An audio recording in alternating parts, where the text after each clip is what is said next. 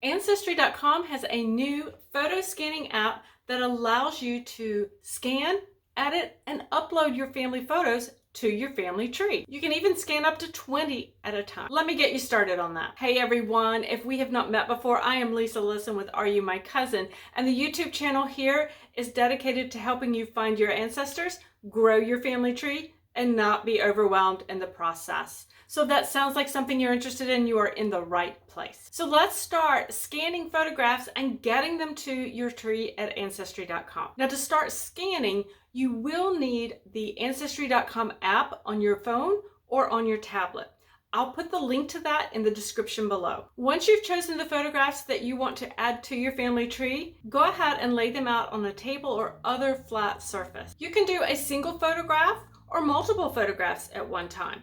And if they're in an actual photo album, that's not a problem either. You can scan directly from the photo album. Watch how I scan the photos to add to my Ancestry.com tree using my cell phone. Okay, so now we're over here on Ancestry.com app on my cell phone. And for point of reference, I use an Android cell phone. So I have some photographs of my grandmother that I would like to add to the family tree. So I'm going to go into my family tree, and here's my grandmother right here. So I'm going to click on her, and I'm going to go to her profile. Now here we are at her profile, and I've got some photographs I need to scan and add to the family tree. So I'm going to click this plus button right here on the bottom right hand corner, and you can see the options that come up. I can upload a device, I can take a photo, or that very top one, which is scan photos. Well, I want to scan this photo. So I click it. It gives me some advice because this is a new feature. We're going to clip through, natural light, little space, and we're going to begin. All right, so here is my photograph, and I'm going to push the button and hold it, and it tells me it's doing all the cropping. So it cropped all the white stuff out. It edited, did a minor edit to it to make it brighter, and that photograph is ready. So when I click done, it tells me that it's uploading to my file. I can title it. This is Anita, Carr, and Ernest, her brother. Okay, the date that I have it, or I can put the location. I can put in a description here just as well. I can put in it was taken in Halifax County, Virginia. It was taken in, I'm going to guess, I don't know exactly, but I'm going to say, let's go with, I'll take that out, and I'm just going to put a year in of, let's go with 1920. Okay. And then I can put a description in there if I want to, and what category. I can also use it as for primary or not. All right, so it's ready to go. I can click save. And there we go. I have a scanned version. I've now scanned the photograph, and I have a digital copy that's been cleaned up, cropped, and added to her profile. That's all you have to do for a single photograph.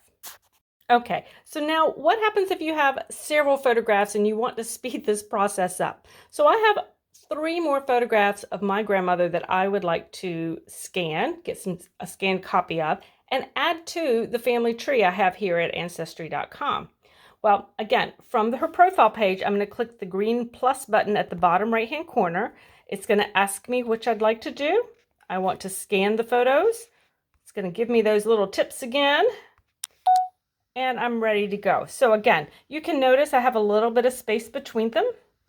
I'm going to get as close as I can, and then I'm going to push the white button and hold it, and it tells me the magic is going. So here it has taken a photograph from each one. It is, or has scanned it. It is scanned. It has taken off the white borders for it and cleaned them up just a bit, so it makes them a little easier to see. Now that they're done, all I have to do is say it's done. Perfect. And it goes to the gallery. So here we have Anita Carr. And at this point, her last name, she is married. Her last name is Talbot. And children. Now I would go back in and clean this up, but for the sake of the video, we'll keep it kind of quick and easy. We're going to click Save. Perfect. And you can see it right there. Those 3 photographs have been added to the gallery for Anita Carr. We have the baby in the top on the second on the right. We can click on that, and you can see it says Android photo because I haven't added a name to it. If I want to add the name to it, I can click the little I in the bottom left, then the 3 dots, and then I want to edit the photo image details, and I can just go in here and put in her name and any other details that I want to add in about her, such as her birth date and where the location, etc. When I'm done with that, all I have to do is save, close it out, and we have her there. And then again, we have this one that we scanned as well. We can see, again, all I have to do to add the names to that would be to hit the I, then the 3 dots, edit photo details, and we have Winnie Carr,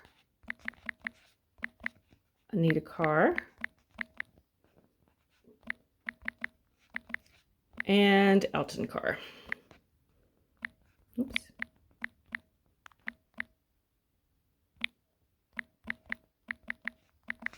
There we go. I can hit save. Perfect. And go back to the gallery, and we have that one named as well. So here we have all of these wonderful photos that I've very quickly added into Anita Carr's gallery. Welcome back. I hope you found it helpful to see the app in action.